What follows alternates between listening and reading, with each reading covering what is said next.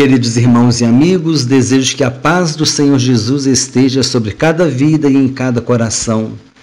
Hoje o canal Palavra de Vida apresenta a coleção de estudos bíblicos Firme Fundamento, apresenta o estudo 3, Noções Básicas da Doutrina Bíblica sobre Deus.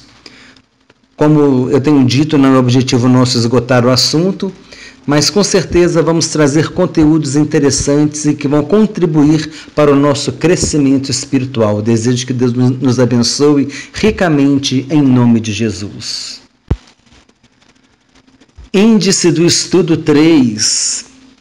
O índice do estudo 3, nós vamos começar com uma introdução e depois nós vamos falar no item 2 a natureza de Deus, atributos de Deus, os qualificativos de Deus, a onisciência, a onipresença, a onipotência de Deus, a eternidade de Deus, as qualidades de Deus como bondade, misericórdia.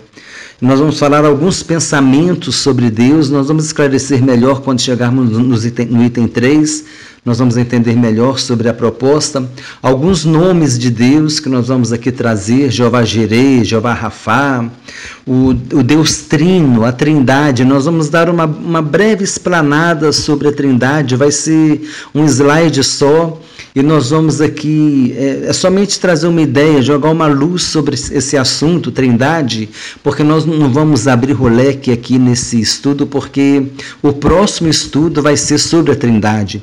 O primeiro estudo foi sobre Jesus Cristo, o segundo sobre o Espírito Santo, o terceiro, que é o presente estudo, sobre Deus, e o quarto estudo será sobre a Trindade divina, a Santíssima Trindade, a Trindade excelsa, alguns nomes que a Trindade recebe. E o item 6 é o quadro resumo do estudo, de tudo aquilo que a gente aprendeu no estudo de hoje. Item 1, vamos começar então com a leitura da introdução. Essa parte introdutória vai se resumir muito em uma leitura dos slides. Vamos começar então. A Bíblia não se preocupa em provar a existência de Deus, pois supõe-se que uma pessoa, quando a lê, já crê na sua existência. No capítulo 1 de sua carta aos Romanos, o apóstolo Paulo deixa claro que a existência de Deus é percebida pelas coisas que já existem, ou seja, a própria natureza já revela a existência de Deus. Paulo expressa melhor essa colocação quando diz que o conhecimento de Deus, a sua eternidade e divindade são claramente perceptíveis por meio das coisas que foram criadas. Além da natureza, a existência de Deus pode ser percebida pela fé. Por fim, a existência de Deus também poderá ser percebida pelas experiências pessoais. Ou seja, nós podemos crer na existência de Deus, nós podemos perceber a existência de Deus por meio da natureza, das coisas que existem, da grandeza da natureza, que nós podemos contemplar, pela fé, onde você tem a sua fé, que você vai se aproximar de Deus e que Ele vai estar te ouvindo, você crê que Deus existe, e as experiências pessoais que cada um tem com Deus. Você pode ser uma pessoa, talvez você tenha tido muitas experiências com Deus, e isso veio te dar a certeza cada vez maior e fé da existência de Deus na sua vida. Então, a existência de Deus ela pode ser percebida pela natureza, pela fé e pelas experiências pessoais. Se alguém dispuser em seu coração que não deseja crer em Deus, rejeitará qualquer evidência que lhe seja apresentada. A tendência é que procure, de todas as formas possíveis, defender a sua posição. Observação: em Hebreus capítulo 11, versículo 1 a 3, nós lemos sobre a natureza da fé. No versículo 6 está escrito que sem fé é impossível agradar a Deus. Vamos ler esses versículos. Hebreus capítulo 11, versículo 1 a 3. Ora, a fé é a certeza de coisas que se esperam, a convicção de fatos que se não veem. Pois pela fé os antigos obtiveram um bom testemunho. Pela fé entendemos que foi o universo formado pela palavra de Deus, de maneira que o visível veio a existir das coisas que não aparecem. Versículo 6. De fato, sem fé é impossível agradar a Deus, porquanto é necessário que aquele que se aproxime de Deus creia que Ele existe e que se torna galardoador de todos os que o buscam. Item 2. A natureza de Deus. Jesus nos ensinou no Evangelho de João que Deus é Espírito, ou seja, a natureza de Deus é essencialmente espiritual. Nós vemos isso lá no Evangelho de João, no capítulo 4, no versículo 24, quando Jesus Cristo disse para a mulher samaritana que Deus é Espírito e importa que os seus adoradores o adorem em espírito e em verdade. Deus também é invisível, Colossenses capítulo 1, versículo 15, e é imutável, ele não muda, não tem sombra de variação em Deus, Malaquias capítulo 3, versículo 6 e Tiago capítulo 1, versículo 17. Os atributos de Deus são as qualidades que nos auxiliam a compreender melhor a sua natureza. No entanto, é importante mencionarmos aqui que nós não conseguiremos expressar totalmente a natureza de Deus. Precisamos entender que somos incapazes de compreender a Deus totalmente, simplesmente porque somos criaturas e Ele é o Criador. Claro, nós somos seres finitos, limitados, e Deus é o ser infinito, ilimitado, eterno, o Todo-Poderoso. Nós somos criaturas e Deus é o Criador. Não temos condições com a nossa capacidade intelectual, com a nossa percepção, com o nosso entendimento, de compreender totalmente a natureza de Deus, porque somos limitados e finitos e Deus é eterno e infinito. Referências sobre a natureza de Deus. Deus é Espírito, João 4,24, como eu acabei de mencionar agora há pouco, Jesus e a mulher samaritana. Deus é eterno, Deus é único, Deus é onipotente, onipresente. Salmo 139 é o Salmo de Davi, cujo título é Deus onisciente, onipotente. É muito interessante esse Salmo 139. Vale a pena ler esse Salmo com calma, dá para extrair muitos ensinamentos nesse Salmo. Deus é onisciente, Deus é bom. Salmo 25:8 e Naum 1:7. Naum disse: Deus é bom, é fortaleza no dia da angústia e conhece os que nele se refugiam.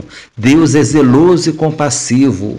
Êxodo capítulo 20, versículo 5 e capítulo 34, versículo 6.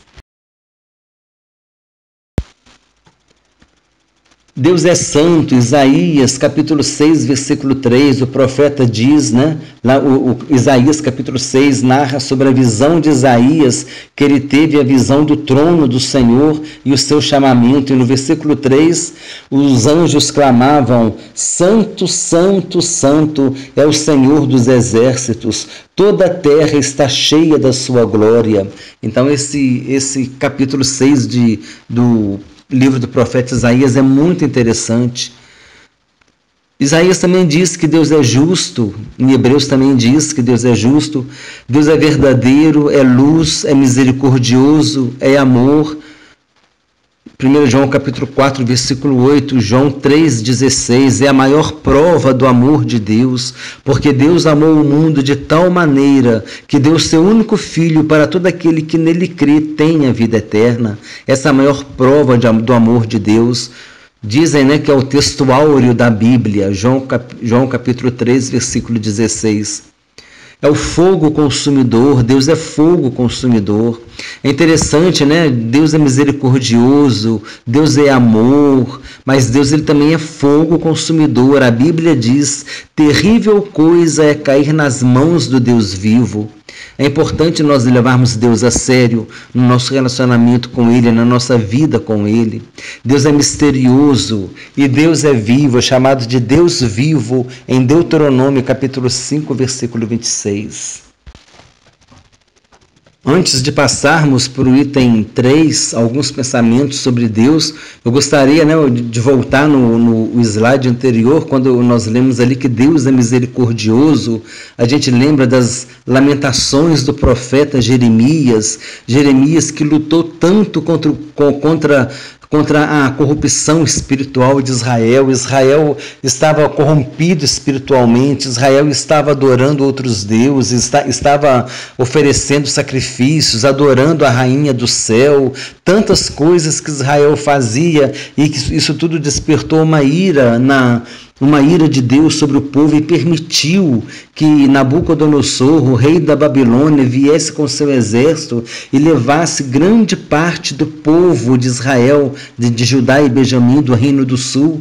Grande parte desse povo foi levado para o cativeiro da Babilônia.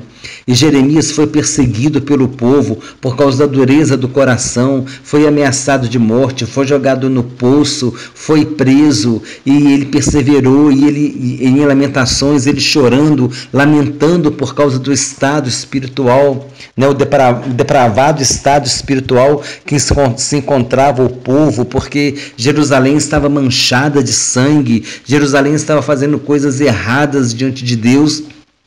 E Jeremias dizia: do norte virá o castigo, do norte virá o castigo, e as pessoas falavam: você está falando mentira, você é um mentiroso, e perseguiam Jeremias, e Jeremias chorava e lamentava pelo povo, e ele disse aqui no capítulo 3, versículo 22, as misericórdias do Senhor são a causa de não sermos consumidos, porque as suas misericórdias não têm fim, porque ele acreditava que Deus ainda ia restaurar Israel, ia trazer Israel de volta do cativeiro.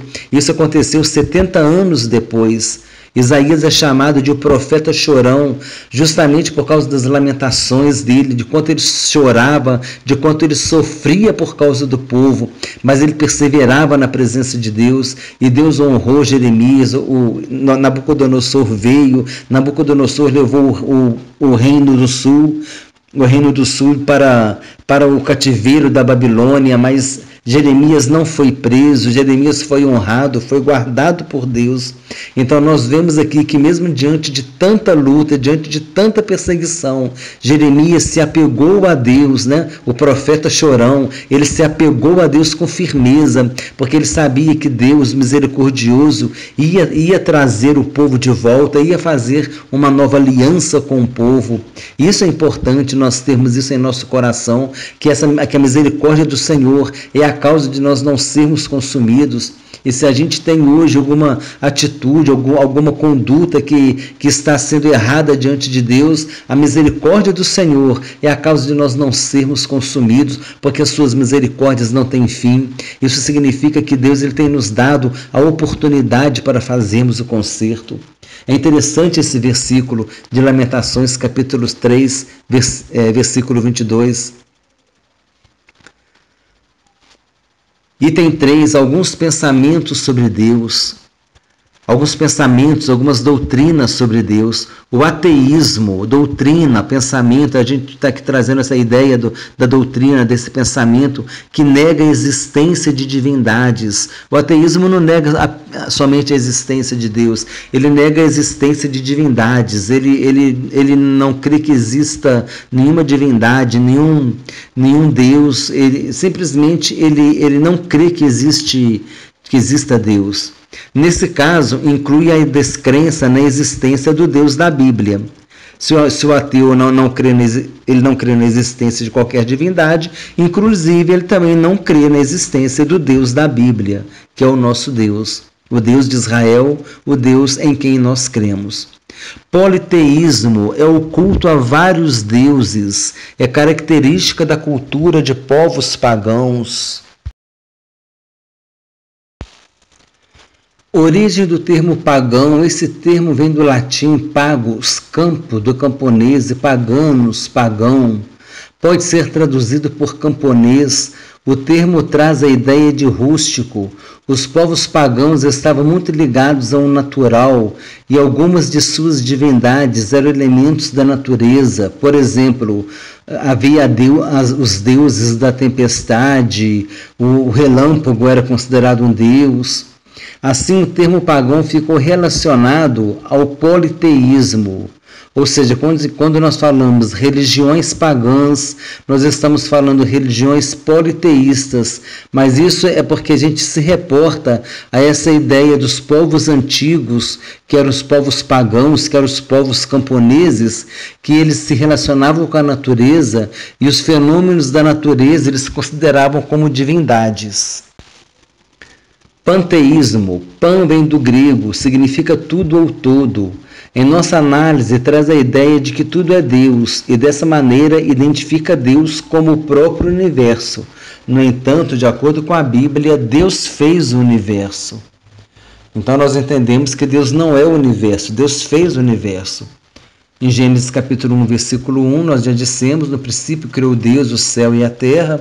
E também em Hebreus capítulo 1, versículo 1 diz, havendo Deus outrora falado muitas vezes e de muitas maneiras aos pais, pelos profetas, nestes últimos dias nos falou pelo Filho, a quem constituiu herdeiro de todas as coisas, pelo qual também fez o universo. Então, por meio de Jesus Cristo, Deus fez o universo.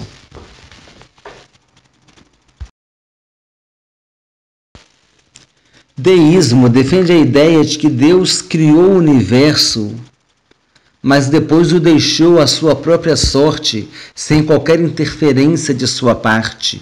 Ou seja, Deus criou ele criou e abandonou a criação à sua própria sorte, ao acaso, sem que ele venha interferir em alguma coisa, sem que ele venha ter o controle de alguma coisa. Ele simplesmente criou e abandonou. Mas essa é a visão do deísmo. Mas agora nós temos o teísmo, que diz que Deus criou o universo e está no controle de todas as coisas.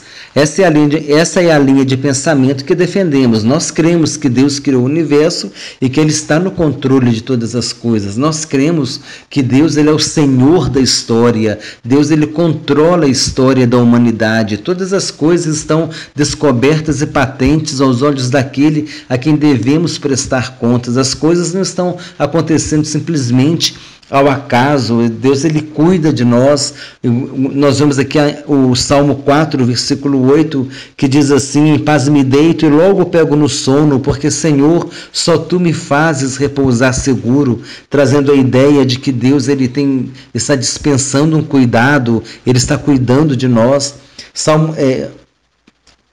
Isaías 26, capítulo 26, versículo 3, que diz, Tu, Senhor, conservarás em perfeita paz aquele cujo propósito é firme, porque ele confia em Ti. Ou seja, Deus cuidando de cada um de nós. E Jesus mesmo disse em Lucas capítulo 12, versículo 7, até os cabelos da vossa cabeça estão todos contados, não temais, bem mais valeis do que muitos pardais. Esses versículos bíblicos nos mostram o cuidado de Deus para conosco. Então, Deus está cuidando sim, Deus ele está acompanhando a humanidade, Deus ele está controlando a história da humanidade. Então, nós cremos nessa linha do teísmo, de que Deus ele criou o universo e de que Ele está controlando todas as coisas. Item 4, alguns nomes de Deus. Elohim é o título majestático de Deus, expressa a grandeza e o poder de Deus, está exaltando Deus, está em Gênesis capítulo 1, versículo 1. Temos o El Shaddai, o Deus Todo-Poderoso, em Gênesis 17, versículo 1. Quando Deus ele apareceu para Abraão, quando Abraão tinha 99 anos de idade, aí o Senhor apareceu para Abraão e disse assim, eu sou El Shaddai, o Deus Todo-Poderoso, anda na minha presença e ser perfeito. Temos também o El Elyon, o Deus Altíssimo. lá em Gênesis capítulo 14, versículo 18, que diz que Melquisedeque, rei de Salém, trouxe pão e vinho, era sacerdote do Deus Altíssimo, do El Elyon. Adonai, o Senhor, Jeová, que significa Deus ou Senhor, Jeová Jireh, o Senhor proverá. Quando Abraão ia sacrificar Isaque, Isaque perguntou: pai, onde está o cordeiro? Nós temos aqui lenha, nós temos fogo, mas onde está o cordeiro? Mal sabia Isaque que ele que seria sacrificado, mas Abraão disse para Isaque: o Senhor proverá para si o cordeiro, meu filho.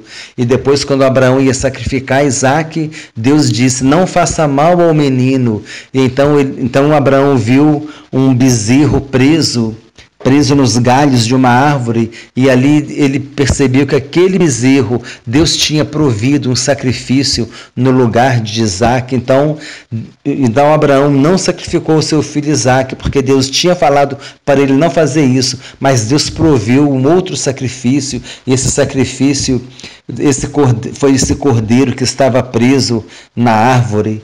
E esse cordeiro representa Jesus. Nós representamos Isaque. Nós somos o Isaque que fomos substituídos na cruz do Calvário pelo Cordeiro de Deus. Jeová Nissi, o Senhor é a minha bandeira, em Êxodos capítulo 17, versículo 15, quando Moisés venceu os amalequitas numa batalha, ele edificou um altar e disse: Jeová Nissi, o Senhor é a minha bandeira, trazendo a ideia, de que o Senhor é a bandeira da vitória de Israel naquela batalha. Jeová Rafá, o Senhor que sara, quando Deus converteu as águas amargas de Mara em água doce, e o povo pôde então beber daquela água. E Deus disse: se vocês me obedecerem, eu não deixarei que nenhuma doença que veio sobre os egípcios, que nenhuma delas virá sobre vocês, mas andem na minha presença, e então vocês verão que eu sou o Senhor que te sara. Então Jeová Rafá é o Senhor que sara. Jeová Shalom, o Senhor é paz. Esse episódio de Juízes capítulo 6, o chamamento de Gideão e o anjo do Senhor. Quando Gideão achou que fosse morrer porque viu o anjo do Senhor, mas então o anjo do Senhor disse: tu não morrerás. E então Gideão disse: Jeová Shalom, o Senhor é paz. Jeová Ra, o Senhor é o meu pastor. É o Salmo 23, o Salmo de Davi. Jeová Tzidkenu, o Senhor justiça nossa. Jeremias 23, capítulo 6, quando há ali nesse capítulo a profecia sobre o renovo de Davi, conforme eu falei agora há pouco, toda aquela questão que o povo de Israel estava passando, toda aquela desobediência do povo de Israel, aquela corrupção espiritual do povo de Israel. Mas como eu disse, Deus, ele mesmo falando que Nabucodonosor ia levar o povo cativo para a Babilônia, e isso ia ser na permissão de Deus, mas Deus também prometeu que haveria um renovo de Davi, que haveria um recomeço, que o povo voltaria com um coração novo. Deus disse: eu tirarei deles o coração velho, eu colocarei neles um coração novo, um coração que me ame, um coração que ande na minha presença. Então, diante de toda essa situação, essa profecia sobre o renovo de Davi, que falou que Jerusalém ia ser uma nova cidade, ia ser uma cidade habitada. Então Jeremias disse, diante de todo esse contexto, dessa promessa de Deus sobre o renovo de Davi, sobre uma nova história que viria sobre Israel depois dos 70 anos de cativeiro, Jeremias disse: Jeová Tzidkenu, o Senhor justiça nossa. Jeová Sabaoth, o Senhor dos Exércitos, em 1 Samuel capítulo 1, versículo 3, que fala de Eucana, que todos os anos subia para oferecer sacrifício ao Senhor dos Exércitos. Eucana era marido de Ana que chorou diante do Senhor porque não concebia, e depois ela concebeu Samuel. Jeová Shammah, o Senhor está ali. Em Ezequiel 48, 35, Jeová Shammah foi o nome da cidade de Jerusalém, da Jerusalém restaurada depois do cativeiro, conforme nós dissemos agora há pouco, que Deus tinha prometido para Jeremias que ia restaurar a cidade, que a cidade seria habitada novamente, que o povo voltaria com o coração restaurado, que Deus ia tirar o coração de pedra, ia dar um coração de carne, que o povo ia ser um povo fiel a Deus.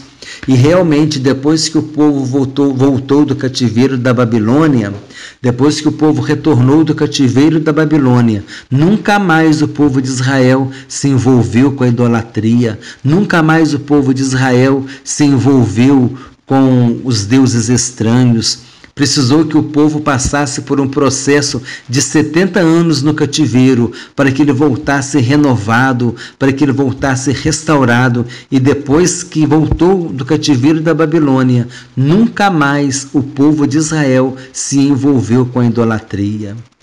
Jeová Elion, o Senhor Altíssimo, Jeová Makadesh, o Senhor vos santifica, em Ezequiel 37, 28, ainda dentro desse contexto do cativeiro babilônico. El e Eloá, Deus forte, El Gibor, Deus poderoso, El Olam, Deus eterno, El Roi, Deus que vê. Em Gênesis 16, 13, Agar diz, que ele é El Roi, o Deus que vê. Observação: Jeová Jireh, Jeová Rafá, Jeová Nissi, Jeová Shalom, Jeová Tzidkenu, Jeová Ra, Jeová Shammah são chamados de os 7 nomes redentores de Deus. Dessa forma, Deus se manifestará quando você precisar de provisão. Quando você precisar de provisão, ele será o Jeová Jireh. Quando você precisar de cura, ele será o Jeová Rafá. Quando você precisar de vitória, ele será Jeová Nissi. Quando você precisar de paz, ele será Jeová Shalom. Quando você precisar de justiça, ele será Jeová Tzidkenu. Quando você precisar ser pastoreado, ser guiado, ele será Jeová Ra. E quando você precisar da presença de Deus na tua vida, agindo em seu favor, ele será o Jeová Shammah. Quinto item, o Deus Trino. Faremos um breve comentário sobre a Trindade, porque será o tema do nosso próximo estudo. Sabemos que o termo Trindade não se encontra na Bíblia. A existência da Trindade é uma verdade revelada no Novo Testamento, nas pessoas do Pai, do Filho e do Espírito Santo. Somente pela fé nós podemos tentar compreender a Trindade, pois é simplesmente impossível a criatura compreender o Criador. É o que nós já dissemos, que nós, na nossa capacidade de criatura, na nossa limitação de criatura, o nosso intelecto, o nosso raciocínio, o nosso entendimento, a nossa compreensão, ela não é capaz de compreender Deus na sua essência, Deus na sua grandeza, na sua natureza. Nós somos criaturas e somos seres limitados e precisamos entender isso. Por mais que a gente tente compreender Deus, nós nunca vamos compreender Deus totalmente. Precisamos simplesmente crer pela fé. E a Trindade, ela é a existência do Deus Trino, que nós devemos crer pela fé na Bíblia, pela fé na Palavra de Deus, na coerência entre o Novo Testamento e o Antigo Testamento, a relação que existe entre o Novo Testamento e o Antigo Testamento, como a Trindade está presente no Antigo Testamento. Isso tudo nós vamos ver no nosso próximo estudo. Está entre parênteses aqui o copo e o oceano. Aqui a ideia é fazer uma analogia, uma comparação. Imagina que nós fôssemos o copo, e imagina que Deus fosse o oceano. Não que a gente esteja aqui querendo mensurar Deus, porque é impossível mensurar Deus, mas apenas a título de exemplo. Nós somos o copo, e nós somos um copo, e nós nunca conseguiríamos compreender totalmente o conteúdo do oceano. Um copo não poderá nunca compreender totalmente o conteúdo do oceano. Você não pode colocar dentro de um copo o conteúdo de todo o oceano, toda a água que está no oceano. Assim também somos nós somos esse copo. Assim como esse copo é incapaz de compreender todo o volume de água do oceano, assim também nós, como seres humanos ilimitados, somos incapazes de compreender a grandeza de Deus.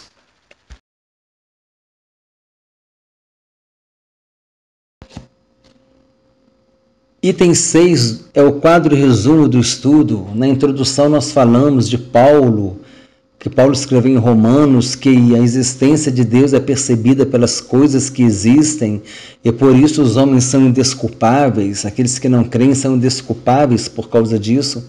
Falamos sobre a fé, que nós cremos em Deus pela fé, e também as experiências pessoais que vão fazendo com que a gente tenha fé em Deus, que a gente crê em Deus. Então, são as coisas que existem, a natureza, a fé e as experiências pessoais é que nos levam a crer em Deus. Falamos sobre a natureza de Deus, os atributos de Deus, onisciência, onipresença, onipotência. Falamos sobre os pensamentos, doutrinas sobre Deus, panteísmo, deísmo, teísmo, ateísmo, politeísmo. Explicamos o termo pagão, que as religiões pagãs se tornaram sinônimo de religiões politeístas, porque os pagãos, os camponeses, os povos que viviam no campo, eles associavam a divindade aos fenômenos da natureza, o trovão, tempestades, o sol. Falamos agora também sobre alguns nomes de Deus e os 7 nomes redentores de Deus. Por fim, nós falamos um pouquinho sobre a Trindade, foi um slide só, e trouxemos essa comparação do copo e do oceano. Assim como o copo ele não pode comportar, ele não pode receber a água de todo o oceano, assim também nós, como criaturas limitadas, não temos como compreender a grandeza de Deus. Foi uma analogia que nós fizemos aqui para compreender que por mais que nós queiramos, a gente não consegue entender e compreender a grandeza de Deus. Voltando aqui aos pensamentos, às doutrinas, nós trouxemos apenas essas 5 doutrinas aqui: panteísmo, deísmo, teísmo, ateísmo, politeísmo e o esclarecimento do termo pagão. Eu te incentivo a pesquisar mais, a aprender, porque existem outras doutrinas também. É interessante a gente pesquisar, a gente despertar esse interesse para pesquisar essas coisas concernentes à palavra de Deus, para que a gente possa aprender mais, para que a gente possa crescer mais. Nós temos fontes muito boas, muito seguras a respeito desses estudos. É importante a gente pesquisar para a gente ter o desejo de crescer mais na graça, no conhecimento do Senhor, crescer mais no conhecimento da palavra de Deus.